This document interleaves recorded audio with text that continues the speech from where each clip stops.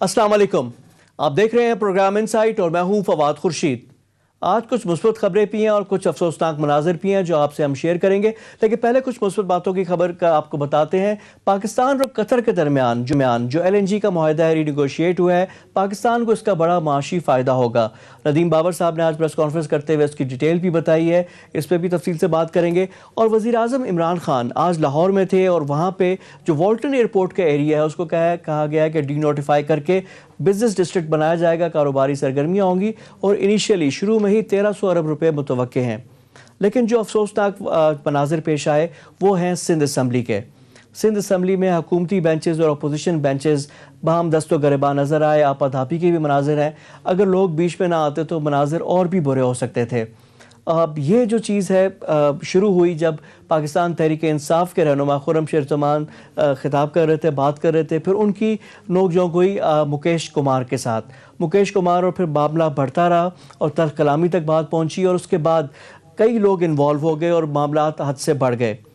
Sindh assembly में क्या हुआ आपको मनाजिर दिखाते हैं। ये मनाजिर थे जो सिंध असम्बली में पेश आए और ये पाकिस्तान के लिए बड़ा एक अलमिया है कि हमारी सियासत इस नहज पे आ गई है कि इस तरह के मनाजिर हमें रिपीटेडली देखने को मिलते हैं, चाहे कौमी असम्बली हो या कोई भी सूबाई असम्बली हो। अब इस पे जो तमाम अरबाब इख्तियार हैं उनको बैठना चाहिए और गौर करना चाहिए, क्योंकि ये कोई अच्छा एडवर्टाइजमेंट नहीं है पाकिस्तानी सियासत के लिए।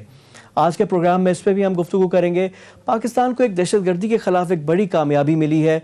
जनूबी वज़ीरिस्तान में एक बड़ा दहशतगर्द उसको भी सिक्योरिटी फोर्सेस ने ऑपरेशन करके मारा है और ये जो दहशतगर्द था 50 के करीब सिक्योरिटी फोर्सेस के जो हमारे जवान हैं उनको शहीद करने का ये उसका सबब था। तो अब ये बड़ी कामयाबी पाकिस्तान को हासिल हुई है। आज के प्रोग्राम में इस पर भी गुफ्तगू करेंगे।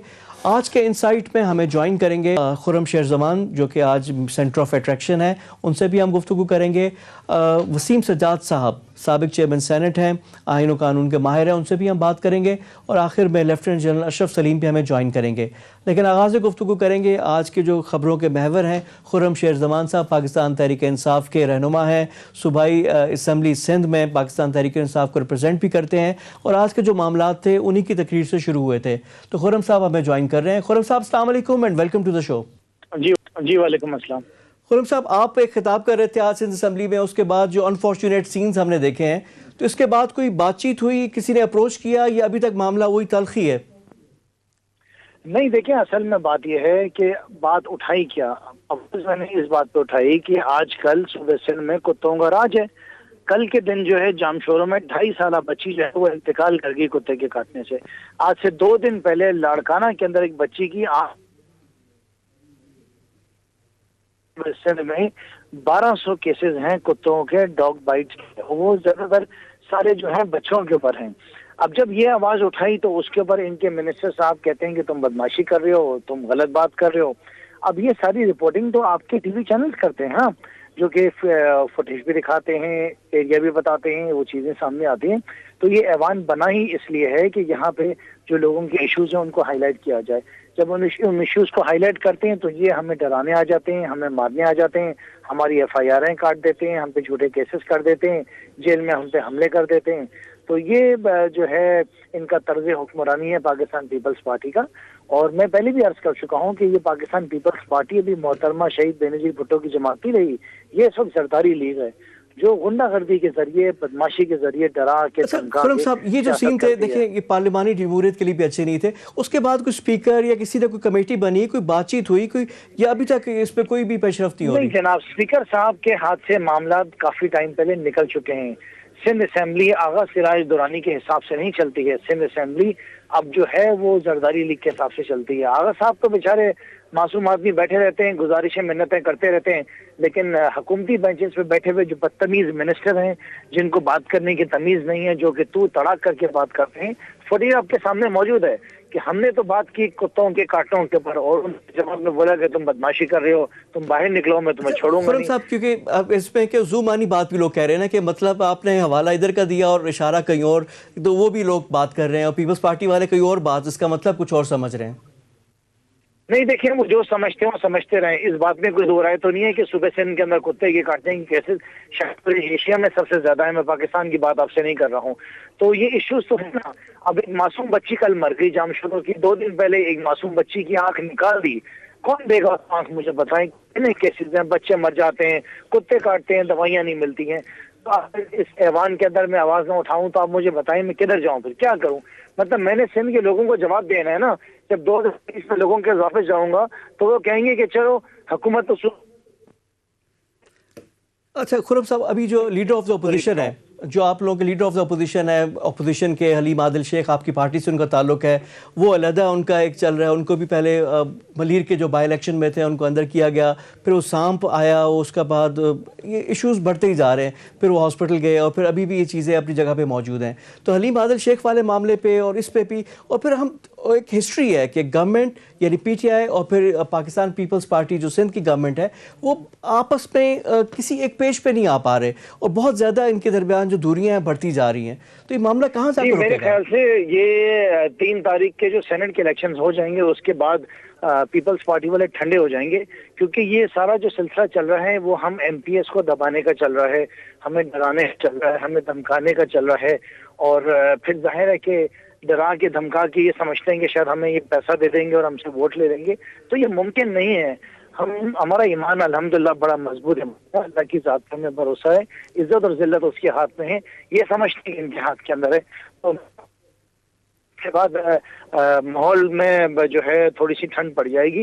ابھی گرما گرمی کی وجہ صرف اور صرف سینٹرل الیکشن. اچھا خرم صاحب, آپ نے جو حوالہ دیا خوف کا, تو جو ڈسکا کے بائی الیکشن تھے N75, تو الیکشن کمیشن نے اس پہ خوف کا ہی حوالہ دیا ہے کہ خوف کا ماحول تھا. تو کیا سندھ کا جو سینٹ کا انتخاب ہے یہ بھی دوبارہ ہو جائے گا کیونکہ خوف کا ماحول ہے؟ اور کیا کسی نے آپ لوگوں کی جماعت کو کوئی نالج ہے, انفارمیشن ہے کہ پیسے آفر کیے ہوں؟ جی بالکل, رابطے چل رہے ہیں ان کی طرف سے, کوششیں جاری ہیں ان کی طرف سے, لیکن پہلے یہ ہوتا تھا کہ رویہ دوسرا تھا. پہلے اور کے اندر سینٹ کے الیکشنز کے لیے ایم پی کو پیسوں کی آفرز کی جاتی تھی, لیکن اب معاملہ کچھ ہو رہا ہے. اب ڈرایا جا رہا ہے, اب دھمکایا جا رہا ہے, جھوٹے کیسز کیے جا رہے ہیں, ایف آئی آریں کاٹنے کی باتیں کی جا رہی ہیں, لوگوں کے کاروبار کے بارے میں ایوانوں میں بات کر کے ان کو ڈرایا جا رہا ہے کہ وہ ڈیمیج کریں گے, ان کی ریپوٹیشن کو جھوٹ بول کر جو ہے ڈیمیج کریں گے. تو یہ واردات کا اس وقت ان کا طریقہ کار یہ ہے. لیکن ہم نے کراچی کے اندر اس سے زیادہ جو ہے چیزیں خوفناک دیکھی ہیں, اور آپ نے دیکھا ہے کہ ہم نے کس طرح مقابلہ کیا ہے. سو کریں گے انشاءاللہ تعالیٰ, ان کا بھی مقابلہ کریں گے اور اللہ تعالیٰ ہمیں ضرور کامیابی دے گا. اچھا خرم بھائی, کیونکہ 11 سیٹوں کا انتخاب ہے سینٹ میں, اور جس طرح کے نمبرز ہیں تو یہ ہے کہ کچھ نہ ہوا جس طرح پنجاب میں ہوا, 6 پیپلز پارٹی لے جائے گی اور 5 جو اپوزیشن کا اتحاد ہے تو وہ لے جائے. تو آپ کے جو کینڈیڈیٹس ہیں, جو آپ لوگوں کے ہوم ورک ہے وہ مکمل ہے, کیا یہی رزلٹ ہوگا؟ پیپلز پارٹی تو 9-10 سیٹوں کی بات کرتی ہے. جی دیکھیں, ہمارا تو ایک ٹارگیٹ, ہمارا تو کوئی ایکسٹرا کینڈیڈیٹ کھڑا بھی نہیں ہے. ہم نے تو ایک میسج دیا ہے کہ یہ ہمارے 5 کینڈیڈیٹ ہیں اپوزیشن کے, جس میں 2 جو ہیں تحریک انصاف کے ہیں, 2 ایم کیو ایم کے ہیں اور 1 جے ڈی اے کے ہیں. تو ہم نے تو میسج اسٹیٹ دیا کہ ہمارا ٹارگیٹ وہی ہے جو جتنا ہم ڈیزرو کرتے ہیں. اپنی اوقات سے بڑھ کے ہم نے کوشش نہیں کی ہے کسی چیز کو حاصل کرنے کی. البتہ پیپلز پارٹی نے ضرور کی ہے. تو ظاہر ہے ان کے پاس مال بہت ہے, پیسہ بہت ہے, بنایا ہوا پیسہ اس کو خرچ کریں گے یہ. لیکن میں انشاءاللہ تعالیٰ یقین رکھتا ہوں اللہ کی ذات سے کہ ہمارا کوئی شخص بکے گا نہیں. عمران خان کے سامنے میں سمجھتا ہوں کہ عمران خان کے ساتھ تو کام کرنا بھی میں ثواب سمجھتا ہوں. اگر اس کے ووٹ کو کوئی بیچ دے تو ذلت کی بات اس شخص کے لیے ہو نہیں سکتی. آخر میں آپ سے یہ بات ضرور کہوں گا کہ ہم نے ایک طریقہ کار ایسا بنا لیا ہے جس سے ہمیں یہ پتہ چل جائے گا کہ ہمارا ووٹ جو ہے وہ کون سے ایم پی اے نے بیچا ہے. نیم اینڈ شیم وہ ضرور ہوگا, اور اس کے بعد پھر ہمارے جو ورکرز ہیں یعنی الیکشن کمیشن جو کرے نہ کرے اس کا فیصلہ بعد میں آئے گا, لیکن آپ لوگوں نے انٹرنل میکانزم بنا لی اور کینڈیڈیٹس بھی اس حوالے سے دیے ہیں. خرم شیر زمان, بہت شکریہ آپ کے ٹائم کا. ہمارے ساتھ موجود تھے ممبر سندھ اسمبلی تحریک انصاف کے رہنما خرم شیر, ان سے گفتگو ہو رہی تھی. آج جو انفارچونیٹ سینز آئے اس میں یہ خطاب کر رہے تھے, بات ادھر سے شروع ہوئی, پھر مکیش چاولہ کے جواب سوال, یہ ساری چیز, اور اس کے بعد آپا دھاپی کے مناظر ہم سب نے دیکھے ہیں. لیکن کانفیڈنٹ ہے اپوزیشن کے حوالے سے کہ جو سیٹیں ہیں سینٹ کی وہ نکالیں گے, اور اپنے کینڈیڈیٹ اسی حساب سے اپنے نومیریکل جو نمبرز ہیں اس کے حساب سے انہوں نے دیے ہیں. پروگرام میں وقت ہو گئے بریک کا. بریک کے بعد آ کر گفتگو کا سلسلہ جاری رکھیں گے. ماہر آئین اور قانون ہمارے ساتھ موجود ہوں گے, advocate Waseem Sajjad. After a quick break, stay with us. Break کے بعد پروگرام میں دوبارہ خوش آمدید. اب 3 مارچ کو سینٹ کے انتخابات ہیں. اس سے پہلے جو پوری ڈیبیٹ تھی, بحث تھی کہ open ballot, secret belt, government کی طرف سے پھر آرڈیننس کا آنا, پھر سپریم کورٹ میں کیس, اور اب وہ فیصلے کا انتظار ہے سپریم کورٹ کی طرف سے. الیکشن کمیشن بھی کافی ایکٹیو ہے. الیکشن کمیشن نے اپنی رائے بھی دی ہوئی ہے کہ سیکرٹ بیلٹ ہی ہوگا, اور اگر سپریم کورٹ کوئی ڈفرینٹ چیز کہتی ہے تو وہ 28 تک بتا دیتا کہ کیونکہ الیکشن کی تیاری بھی کرنی ہے, اس کے حساب سے پھر یہ چیزیں بھی ہوں گی. اب اس ساری ایشوز پہ گفتگو کرنے کے لیے ہمارے ساتھ موجود ہیں بڑے خاص مہمان ہیں. سابق چیئرمین سینٹ ہے, طویل عرصہ چیئرمین سینٹ بھی رہ چکے ہیں, سابق صدر پاکستان بھی ہیں, اور ماہر آئین و قانون ہیں. وسیم سجاد صاحب میرے ساتھ موجود ہیں. وسیم صاحب السلام علیکم اینڈ ویلکم ٹو دا شو. السلام علیکم جی. وسیم صاحب, آپ بڑے طویل عرصے چیئرمین سینٹ بھی رہے ہیں, اور اس وقت جو بھی انتخابات تھے سیکرٹ بیلٹ کے ذریعے ہوتے تھے. اس وقت بھی بعض گشت تو آتی تھی کہ خرید و فروخت کی اثر و رسوخ بھی استعمال ہوتا تھا. تو یہ جو آئین کے ماہر ہیں جنہوں نے یہ بنایا ہے, آئین کا جو آرٹیکل بھی رکھا ہے سیکرٹ بیلٹ والا, تو اس کی کیا وجہ تھی, اور کیوں نہ اوپن, پہلے آپ لوگوں نے کیوں نہیں سوچا تھا کہ اس کو اوپن بیلٹ کریں یا پروپورشنل ریپرزنٹیشن ہو؟ اس پہ آپ لوگوں کا کیا اس وقت خیال تھا؟ دیکھیں جی, یہ جو سیکرٹ بیلٹ کی شک ہے آرٹیکل 226, یہ آئین میں شروع سے موجود ہے, اور اس میں کہا گیا ہے کہ جتنے بھی الیکشن ہوں گے آئین کے تحت, اور اس میں قومی اسمبلی کے الیکشن ہے, صوبائی اسمبلی کے الیکشن ہے, پریزیڈنٹ کا الیکشن ہے, چیئرمین سینٹ کا الیکشن ہے, سینٹ کا الیکشن ہے, یہ تمام الیکشن سیکرٹ بیلٹ کے تحت ہوں گے.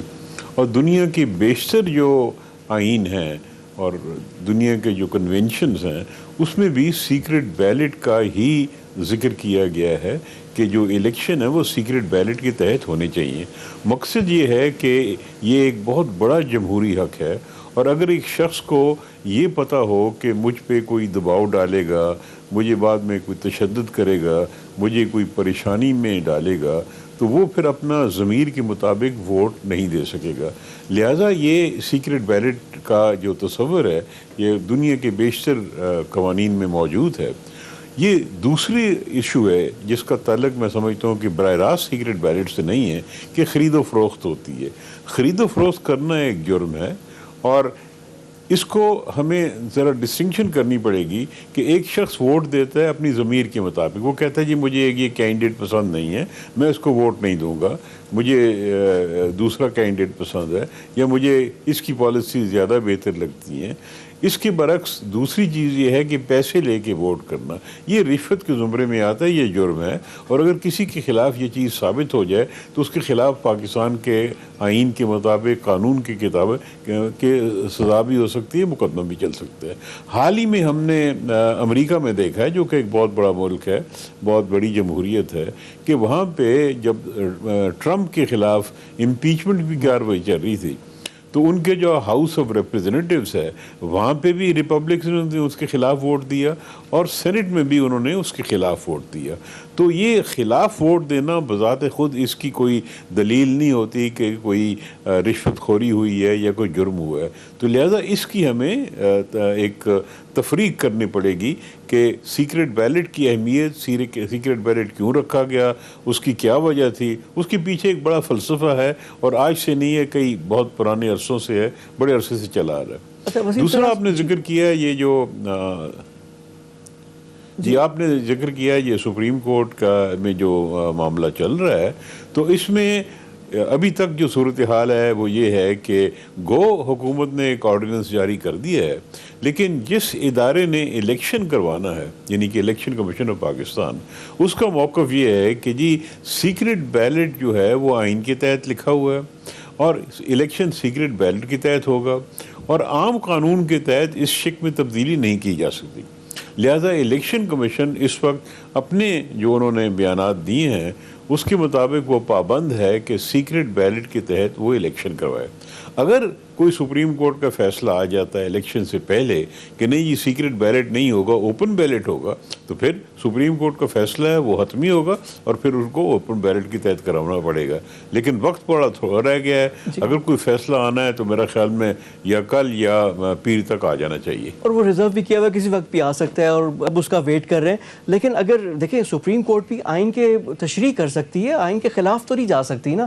اور اس پہ ایک ان کا یہ آرگومنٹ تھا جو کہ تھا کہ جی جی سیکریسی کب تک ہونی چاہیے؟ کیا پرپیچول ہونی چاہیے یا کسی خاص مدت کے لیے ہونی چاہیے، بعد میں ٹریسیبل بھی ہو جائے؟ تو یہ بھی تھا. اور پھر اس کے بعد وسیم صاحب یہ کیسے ہم ثابت کر سکتے ہیں کہ ضمیر کی آواز ہے یا پیسہ لے کر کیا ہوا ہے؟ کیونکہ اس طرح کے وائٹ کالر کرائمز ہیں، اس کو ثابت کرنا تو بہت مشکل ہے. دیکھیں جی، وائٹ کالر کرائم سے اس سے کوئی تعلق نہیں ہے. یہ جو ہے آرٹیکل 226 یہ سیکرٹ بیلٹ کا جو شک ہے یہ آئین میں دانستہ طور پہ داخل کیا گیا ہے. اگر محسوس ہوتا ہے کہ جی یہ غلط ہے اور ہمیں اس میں تبدیلی کرنی چاہیے تو پھر یہ سپریم کورٹ کا اختیار میں نہیں ہوگا، یہ پارلیمنٹ کے اختیار میں ہوگا. یہ ضروری نہیں کہ ہم سارے کہیں گے جی ٹھیک ہے ایک دفعہ فیصلہ ہو گیا تو وہ فیصلہ جو ہے وہ ساری عمر تک ہوگا. پارلیمنٹ مجاز ہے اور پارلیمنٹ کی مختلف پارٹیز جو ہیں ان کا اختیار ہے کہ وہ بیٹھ کے آئین میں اگر سمجھیں تو ترمیم کریں. دوسرا سوال آپ نے یہ اٹھایا تھا کہ سیکرٹ بیلٹ کوئی مدت کے لیے ہوتا ہے، یہ ہمیشہ کے لیے ہوتا ہے. اگر 2 سال بعد، سال بعد، 6 مہینے بعد جو پاورفل لوگ ہیں وہ سمجھیں کہ شخص نے اس نے ہمارے خلاف ووٹ دیا تھا تو اس کی تو شامت آ جائے گی. اور اگر یہ سیکرٹ بیلٹ ختم ہوتا ہے سینٹ میں تو پھر نیکسٹ ڈیمانڈ ہوگا کہ جی قومی اسمبلی میں بھی ختم کیا جائے. تو وہ جو غریب لوگ ہوتے ہیں ان پہ بھی پھر یہی دباؤ آئے گا. تو یہ ایک فلسفہ ہے، ایک وجہ ہے، ایک اصول ہے جس کی وجہ سے یہ کیا جاتا ہے. اور جب سے پاکستان کا سینٹ بنا ہے تب سے یہ سیکرٹ بیلٹ چلا آ رہا ہے. اچھا وسیم صاحب، اس پہ جو آپ کہہ رہے ہیں نا پریشر، وہ تو پارٹی لیڈر کی جانب سے ہوگا نا، کیونکہ سینٹ کا جو ٹکٹ ہے پروپورشنل ریپرزنٹیشن ہے، جتنے آپ کے ایم پی ایز ہیں اتنے آپ کریں. آپ کی پارلیمنٹ میں ریپرزنٹیشن نہیں ہے اور پھر آپ لے لیتے ہیں ووٹ. تو یہ بھی تو غلط ہوتا ہے نا کہ اگر تحریک انصاف کے پاس ایک certain number of M P As ہیں، اس کی جماعت کے لیڈر نے سینیٹر نامزد کیے ہیں، ان میں سے کوئی نہ بنے اور کوئی باہر سے اگر بن جائے، اس پہ بھی سوال ہے. یہی ہے پیپلز پارٹی، یہی ہے پی ایم ایل این. تو جو لوگ ووٹ لے کر آئے ہیں ایم پی ایز ہیں تو اپنی جماعت کے لیڈر اور اپنی جماعت کو اگر ووٹ نہیں کرتے تو اس پہ بھی سوال اٹھتے ہیں.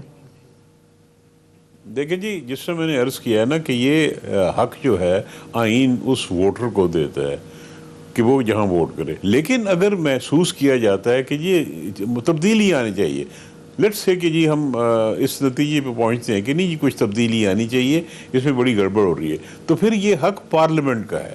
پارلیمنٹ کو بیٹھ کے اکٹھے ہو کے سوچ کے اس پہ فیصلہ کرنا ہے، اور کوئی طریقہ نہیں ہے.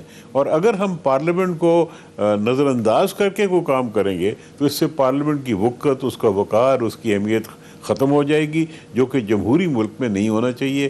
آئین جو ہے ہمارا وہ سب سے اعلیٰ ایک دستاویز ہے، اس کے مطابق ہمیں چلنا چاہیے. اس وقت 226 کے تحت سیکرٹ بیلٹ ہے، اس کو چھیڑ کرنا ہے، تبدیل کرنا ہے تو پھر آئین میں ترمیم کے تحت ہو سکتا ہے وہ کریں. لیکن جس طرح آپ نے کہا نا وقار، اور اس طرح اسمبلیوں کا بھی جو ہے، جو آج سندھ اسمبلی میں جو مناظر نظر آئے ہیں وہ بھی کوئی اتنے اچھے نہیں تھے. جس طرح کی لڑائیاں اور اب ہاتھا پائی کی نوبت آ رہی ہے کہ لوگ اگر بیچ پہ نہ آئیں تو یہی قومی اسمبلی میں سین نظر آتے ہیں. جب بھی اپوزیشن احتجاج کرتی ہے اسپیکر کے ڈائز کا گھیراؤ ہو جاتا ہے. سر یہ کہاں، یہ عدم برداشت ہمیں کہاں پہ لے کر آ گئی ہے؟ دیکھیں جی، یہ چیزیں غلط ہیں. یہ ہاتھا پائی وغیرہ تو جمہوریت میں نہیں ہوتی، برداشت ہونی چاہیے. ہمیں کلچر ڈیولپ کرنا چاہیے. ایک جمہوری کلچر ابھی ڈیولپ نہیں ہوا اور آہستہ آہستہ ہوگا. اور یہ عدم برداشت صرف پارلیمنٹ کے اندر ہی نہیں ہے، ہمیں بھی نظر آ رہی ہے. تو یہ ایک میرا خیال میں وقت لگے گا، لیکن سب طبقوں کو، سیاسی پارٹی کو، مذہبی جماعتوں کو، پورے معاشرے کو، سول سوسائٹی کو، جو میڈیا ہے اس کو یہ برداشت کا جو عنصر ہے اس کی اہمیت کو اجاگر بھی کرنا چاہیے، سمجھنا چاہیے. ہمارا مذہب بھی اسی کی تلقین کرتا ہے کہ جی یہ برداشت جو ہے اس کو ہمیں ہمارے کلچر میں ہونا چاہیے. اس کے بغیر نہ جمہوریت چلے گی، نہ معاشرہ چلے گا. ہر طرف پھر ہمیں مصیبتوں کا سامنا کرنا پڑے گا. اور وسیم صاحب یہی چیز ہے کہ جو لوگ ہم دیکھتے ہیں جتھے آ جاتے ہیں، کراؤڈ آ جاتا ہے، موب آ جاتا ہے، جائز ڈیمانڈ بھی ہوں تو روڈ بلاک کرنا، دھرنا دینا، اب یہ چیز تو آ گئی ہے. اور اس کے بعد مطالبات پورے بھی ہوتے ہیں. تو کیا اس پہ بھی قانون سازی کرنی پڑے گی کہ یہ نہ ہو، اس کے خلاف بھی کوئی ایکشن ہو؟ دیکھیں جی، بات یہ ہے کہ اصول تو بڑے واضح ہیں کہ ایک پروٹیسٹ، پیسفل پروٹیسٹ کا حق آئین نے دیا ہوا ہے، لیکن تشدد کا حق نہیں دیا ہوا. اور میرے خیال میں یہ جو اس قسم کے جو واقعات ہوتے ہیں وہ ہو رہے ہیں، لیکن جو اصول تو بڑے واضح ہیں نا، تو ہمیں اس کی طرف کوشش کرنی چاہیے۔ یہ تو ایک پریکٹیکل لائف میں ہمیں نظر آ رہا ہے کہ جی دھرنے بھی ہوتے ہیں، پریشر بھی ہوتے ہیں، حکومتیں مجبور بھی ہو جاتی ہیں، لیکن یہ بھی ہمیں سمجھنا چاہیے کہ غلط ہے، یہ جمہوریت کے بھی خلاف ہے، آئین کے بھی خلاف ہے، معاشرے کے بھی خلاف ہے، اور پاکستان کی سالمیت کے خلاف ہے۔ ہمیں پروٹیسٹ کرنا چاہیے، کوئی چیز ہمیں پسند نہیں تو اس کا اظہار کرنا چاہیے، لیکن پھر قانون اور آئین کے مطابق جو ہمارے ادارے ہیں ان کو کام کرنے کی اجازت دی جائے، عدالتوں کو کام کرنے کی اجازت دی جائے، پارلیمنٹ کو اجازت دی جائے، الیکشن کمیشن کو اجازت دی جائے۔ میرے خیال میں یہ آہستہ آہستہ ہوگا۔ اس وقت یہ آپ صحیح کہہ رہے ہیں کہ اس قسم کے جو رجحانات ہیں جو کہ پاکستان کے لیے نقصان دہ ہیں۔ اچھا، آپ نے الیکشن کمیشن کا بھی ذکر کر دیا۔ ابھی حال ہی میں ایک فیصلہ آیا NA-75 ڈسکا کا جو بائی الیکشن تھا اس کے حوالے سے اب یہ دوبارہ سے ہوگا، اور اس میں جو نظیر پیش کی ہے وہ خوف کی ہے کہ خوف کی فضا تھی اور سارا۔ اب یہ تو ایک نیا پینڈورا باکس کھل جائے گا، اور پلس جو لوگ ذمہ دار تھے جنہوں نے الیکشن کرانے تھے، جو بیوروکریسی تھی وہاں پہ جو غائب ہو گئی تھی، جو چیف الیکشن کمشنر نے بھی لکھا، ان کے خلاف کیا کارروائی ہو سکتی ہے؟ اور اس کے خلاف پاکستان تحریک انصاف اپیل پہ جا رہی ہے، تو اس پہ کوئی اپیل میں کوئی جان ہوگی؟ دیکھیں جی، اپیل کرنا ان کا حق ہے، جان ہوگی یا نہیں ہوگی یہ سپریم کورٹ فیصلہ کرے گا، لیکن اپیل کا حق ہے اور وہ اس کے خلاف اپیل میں جا سکتے ہیں۔ دوسری بات یہ ہے کہ کسی افسر کے خلاف کارروائی کرنا اگر ثابت ہو جائے، یعنی کارروائی کرنے سے پہلے ایک باقاعدہ انکوائری ہونا چاہیے، انویسٹیگیشن ہونی چاہیے۔ اگر ثابت ہو جائے کہ کسی شخص نے دانستہ طور پہ الیکٹرل پروسیس کو ڈسٹرب کرنے کی کوشش کی ہے یا رکھنے ڈالنے کی کوشش کی ہے، تو یقیناً یہ پاکستان کے قوانین کے تحت جرم بنتا ہے، اور اس کی سزا ہوگی تو آئندہ اس قسم کے جو واقعات ہیں اس کا سدباب ہو جائے گا۔ اگر ہم نے آنکھیں بند کر لیں تو پھر آج یہ واقعہ ہوا ہے، کل دوبارہ ہوگا، اور ماضی میں بھی ہوتے رہے ہیں۔ اور پہلی مرتبہ الیکشن کمیشن نے بڑی مضبوطی سے ان حالات پہ قابو پانے کے لیے ایک فیصلہ کیا ہے، اور پاکستان کے آئین کے مطابق جتنے بھی ادارے ہیں پاکستان کے، ان کا فرض ہے کہ الیکشن کمیشن کی حمایت کریں، ان کی سپورٹ کریں، ان کو جو بھی امداد چاہیے وہ دیں تاکہ وہ اپنا فرض پورا کر سکیں۔ ہمیں اپنے جو نیبرہڈ ہے ہندوستان میں ہم دیکھ رہے ہیں کہ وہاں پہ بھی بہت بڑے الیکشنز ہوتے ہیں، بہت زیادہ آبادی ہے، لیکن وہاں پہ شکایات کم آتی ہیں نسبتاً، اور پاکستان میں کافی شکایات آتی ہیں، ماضی میں بھی آتی رہی ہیں، اور میرے خیال میں اگر اس قسم کی سختی سے فیصلے کیے جائیں تو ہو سکتا ہے کچھ حالات میں بہتری آئے۔ وہ بڑا امپورٹنٹ ہے ہمارے لیے بھی۔ بہت شکریہ آپ کے ٹائم کا، ہمارے ساتھ موجود تھے واد صاحب، سابق چیئرمین سینٹ ہیں، صدر پاکستان بھی، اور ماہر آئین و قانون سے ہماری گفتگو ہو رہی تھی۔ انہوں نے ایکسپلین بھی کیا پورا، انہوں نے بتایا کہ کیوں آرٹیکل یہ سیکرٹ جو بیلٹنگ تھی اور اس کی وجہ کیا تھی، اور اس کو چینج کرنے کا بھی طریقہ جو پارلیمنٹ ہی ہے جہاں پہ اپوزیشن اور گورنمنٹ مل کے قانون سازی کرے تو تبدیل بھی ہو سکتا ہے۔ تمام نظریں سپریم کورٹ کے فیصلے کی طرف ہیں، اور سپریم کورٹ بھی تشریح کر سکتی ہے لیکن اس کے خلاف کوئی فیصلہ نہیں دے سکتی۔ وہ بتانا ہے، دیکھنا ہے۔ اور جس طرح بیلٹ پیپر کی بھی بات کی وسیم سجاد صاحب نے کہ وہ کا دائمی ہوتا ہے کہ جب تک آپ کا سیکرٹ ہے تو وہ سیکرٹ ہی رہتا ہے، یہ نہیں ہو کہ بعد میں اس کو اوپن کیا جاتا ہے۔ پروگرام میں وقت ہو گیا ایک بریک کا، بریک کے بعد آ کر گفتگو کا سلسلہ جاری رکھیں گے۔ اسٹے ود اس۔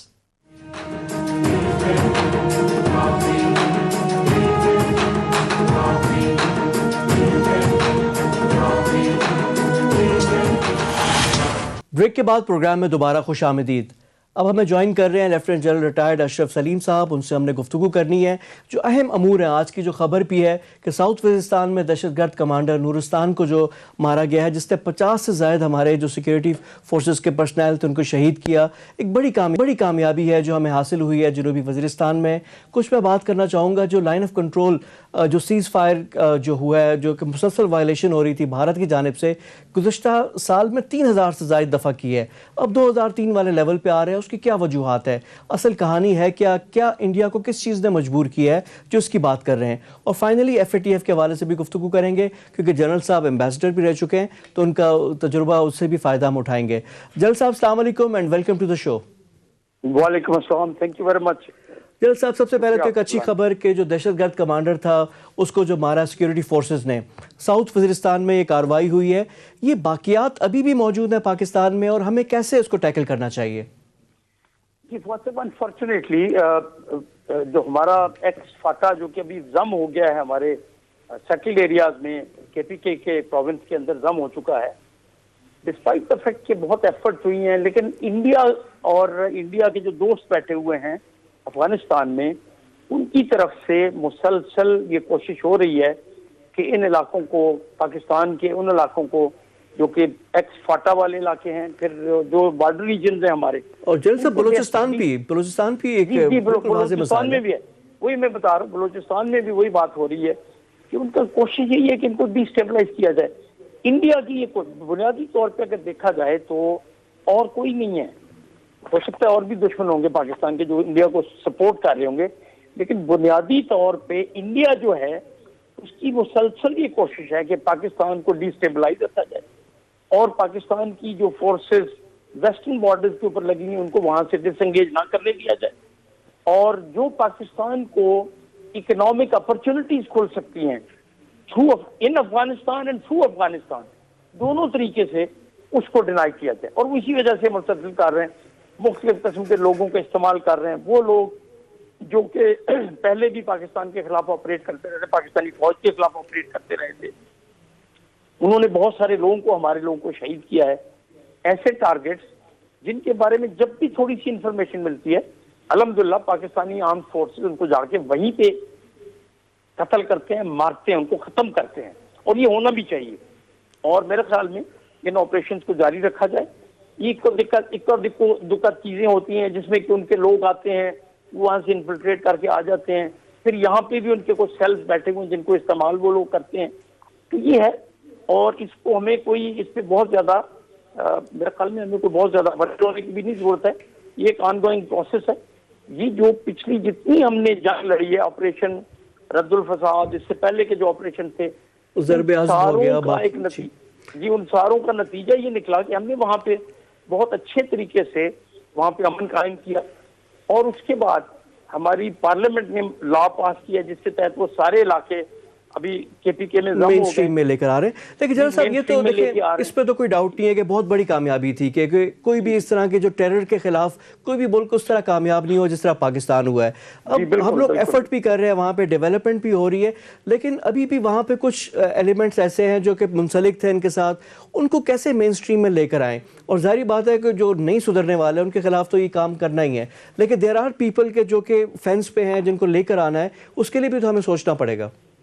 جی بالکل آپ کی بات درست ہے، اس میں گورنمنٹ نے بہت کوشش کی ہے، خاص طور پہ میرے خیال میں ایک دفعہ وہ لوگ جو کہ انوسینٹلی ایسے لوگوں کے ہاتھوں میں چڑھ گئے تھے، ان کے متعلق گورنمنٹ کو پالیسی بنائے، ان کو تھوڑا بہت انسینٹیو دیا جائے تاکہ وہ ہتھیار پھینک کے پاکستان فوج کے ساتھ پاکستانی فوج کے آگے ہتھیار ڈالیں اور مین سٹریم میں ان کو بھی لایا جائے۔ یہی بلوچستان میں ہم نے کیا تھا، بلوچستان کے اندر بھی بہت سارے لوگوں نے ہتھیار ڈالے ہیں، ایسے لوگ جو گمراہ ہو چکے تھے بہت سارے لوگوں کے ہاتھ میں چڑھ کے انہوں نے آ کے ہتھیار ڈالے ہیں، اور وہ لوگ مین سٹریم میں آ رہے ہیں ہمارے۔ اسی طریقے سے جو ہمارا جو فرنٹیئر ریجن یا فاٹا کے جو فاٹا کے جو علاقے ہیں وہاں پہ یہ بات بتائی جائے، لوگوں کو ساتھ میں لایا جائے، ترقیاتی عمل کو اور بھی تیز کیا جا سکتا ہے۔ خاص طور پہ جو گورنمنٹ آف پاکستان نے جو فنڈز دینے تھے اس میں مختلف صوبوں نے اپنا حصہ دینا تھا، وہ فنڈ شاید ابھی تک اس طریقے سے نہیں جاری ہوئے تاکہ ان علاقوں کو ترقی کا عمل اور زیادہ تیز کر کے اور زیادہ بڑھا کے ان علاقوں کو مین سٹریم کیا جا سکے، باقی علاقوں کے ساتھ لایا جا سکے۔ باقی فوج نے وہاں پہ بہت ترقیاتی کام کیے، ہماری پاکستان انجینئر فورس جو ہے آرمی کی، انہوں نے بہت کام کیا ہے، گورنمنٹ نے بھی جو جہاں تک ہو سکتا تھا کام کیا ہے، اور مزید بھی کرنے کی ضرورت ہے۔ لیکن جنرل صاحب ایک چیز تو ہے کہ ہمارا دشمن بھی ہے، وہ ظاہری بات ہے جو فالٹ لائنز ہے، جو ہماری جو کمی ہے اس کو ایکسپلائٹ کرتا ہے۔ آپ نے انڈیا کا بھی نام لیا کہ جو ابھی ہمارے ہاں دہشت گردی ہے اس کے پیچھے انڈیا، بھارت کا بھی، اور افغانستان میں جو ان کے لائک مائنڈیڈ ہے وہ بھی ہے۔ لیکن ایک بڑی ڈیولپمنٹ ہوئی ہے لائن آف کنٹرول کے حوالے سے۔ 2003 کا جو معاہدہ تھا، جو سیز فائر تھا، وہ 2008 تک برقرار رہا، اس کے بعد وائلیشن شروع ہو گئی۔ جب سے نریندر مودی وہاں سے پرائم منسٹر بنا انڈیا میں 2014 میں، اس میں بہت تواتر کے ساتھ وائلیٹ کرنا شروع کیا۔ اب پاکستان کی مجبوری ہے کیونکہ اکراس ہمارے ہی کشمیری بھائی ہیں، ہم تو نہیں ریٹیلیٹ کر سکتے، وہ بلا دریغ وہ جب وہ گولہ باری کرتے ہیں تو نقصان ہمارے لوگوں کو ہوتا ہے۔ گزشتہ سال 3000 سے زیادہ وائلیشن اور 28 پاکستانیوں کو، کشمیریوں کو شہید کیا انڈیا کی اس لائن آف کنٹرول کی وائلیشن نے۔ اب یہ کیا ڈیولپمنٹ ہوئی ہے کہ جو دونوں ڈی جی ایم او کا جو کانٹیکٹ ہوا، انڈیا کو کس چیز نے مجبور کیا کہ وہ آ کر بات کرے ہم سے؟ میرے خیال میں تھوڑا سا اپنا ڈاکٹر معیز یوسف جو ہیں، جو ہمارے نیشنل سیکورٹی ایڈوائزر ہیں پرائم منسٹر کے، ان کے بیان کے اوپر انہوں نے جو ٹویٹ کیا ہے ان کا بھی تھوڑا سا دیکھ لیا جائے. انہوں نے اپنے انڈیا نے جو اسٹیٹمنٹ، انڈین میڈیا نے جو پروجیکٹ کیا تھا وہ یہ تھا کہ صرف ڈی جی ایم او نے آپس میں بات نہیں کی ہے، نیشنل سیکورٹی ایڈوائزر بھی تھے، انہوں نے ڈینائی کیا اس کو. جی انہوں نے ڈینائی کیا اس کو. ڈاکٹر معیز یوسف نے اس چیز کو. ابھی بات یہ ہے ساری کہ چائنا کے ہاتھوں شکست کھانے کے بعد اور ساؤتھ ایشیا میں اپنے سارے نیبر کے ساتھ انڈیا کی لڑائی ہے. اب انڈیا کے ساتھ کوئی بھی نیبر میں سے ایک بھی ملک نہیں رہ گیا. ابھی آپ دیکھیں جو موجودہ دورہ تھا پرائم منسٹر صاحب کا سری لنکا کا، ماشاءاللہ بڑا کامیاب رہا ہے. اور سری لنکن آرمی چیف تھوڑے عرصے میں آ رہے ہیں یہاں پہ پاکستان کا وزٹ کرنے آ رہے ہیں. ان کے پرائم منسٹر، ان کے پریزیڈنٹ کو پرائم منسٹر نے دعوت دی ہے پاکستان کا وزٹ کرنے کی. یہی حال ایون بنگلہ دیش جیسا ملک جو کہ انڈیا کے بہت قریب تھا، وہ بھی اب انڈیا سے دور ہوتا جا رہے ہیں. اور چائنا کے ساتھ تو آپ کو پتا ہے، نیپال کے ساتھ ان کے ریلیشن شپ ہم نے دیکھ لی ہے. تو جب انڈیا نے یہ دیکھا کہ بھائی پاکستان کے ساتھ جب تک ہم نہیں بنائیں گے، بات چیت نہیں کریں گے یا امن کا ایک راستہ نہیں لیں گے، اس وقت تک شاید انڈیا مزید آئسولیٹ ہو جائے گا ساؤتھ ایشیا کے اندر. تو انہوں نے یہ حالات دیکھتے ہوئے انہوں نے اپنی طرف سے ایک راستہ ڈھونڈنے کی کوشش کی. یہ جو ہمارا سیز فائر کا معاہدہ تھا یہ 2003 میں ہوا تھا. اس کے بعد آپ نے جس طرح آپ نے خود ہی فرمایا کہ یہ عمل اس پہ ہوتا رہا، لیکن مودی کے آنے کے بعد تو اور زیادہ فائرنگ شروع ہو گئی اکراس سیز فائر لائن. اسی طریقے سے جب سے 5 اگست 2019 میں انڈیا نے آرٹیکل 370 کو ریووک کیا ہے، اس کے بعد سے اور زیادہ مسائل بن گئے. اب ہمارے لیے ہماری کیا پوزیشن ہو سکتی ہے؟ ٹھیک ہے، ہم سیز فائر لائن کے اوپر جو معاہدہ تھا سیز فائر کا اس حد تک تو ہم بات چیت کرتے ہیں، لیکن میرے خیال میں انڈیا کو اس سے زیادہ ریلیف دینا اس وقت تک ہمارے لیے شاید ہمارے انٹرسٹ میں نہیں ہوگا جب تک انڈیا آرٹیکل 370 کو دوبارہ لاگو نہیں کرتا ہے. اور جو کشمیر کا سٹیٹس ہے جو 5 اگست 2019 سے پہلے تھا وہ بحال نہ کرے، تو ہمارا اصولی موقف وہی ہے. اور پھر ہم نے اس پہ یہ بھی کہا کہ کور ایشوز کو ہم نے ریزالو بھی کرنا ہے، اور کشمیر از اے کور ایشو پاکستان کے لیے سب سے اہم جو ہے چیز ہے، تو وہی ہے. تو آپ نے ہمیں آگاہ بھی کیا، تجزیہ بھی دیا، بہت شکریہ آپ کے ٹائم کا. موجود تھے لیفٹیننٹ جنرل ریٹائرڈ اشرف سلیم صاحب، اس سے ہماری گفتگو ہو رہی تھی. بھارت کے حوالے سے ان کا کہنا ہے کہ جو ایل او سی کی وائلیشنز جو کر رہا تھا، اب ظاہری بات ہے پاکستان کی آبادی اور جو بارڈر پہ لوگ رہتے ہیں اور ورکنگ باؤنڈری کے ساتھ ہے، جو وائلیشنز تھی اس سے ہمارے لوگ شہید ہو رہے تھے، وہ تو ٹھیک ہے، لیکن مزید کوئی رعایت بھارت کو تب تک نہیں ملے گی جب تک باقی مسائل پہ وہ نہیں کرتے، اور خاص کر کشمیر کے مسئلے پر. یہ تو تھا آج کا پروگرام انسائٹ. کل مزید موضوعات کے ساتھ آپ کی خدمت پہ حاضر ہوں گے. تب تک کے لیے فواد خورشید کو اجازت دیجیے. خدا حافظ.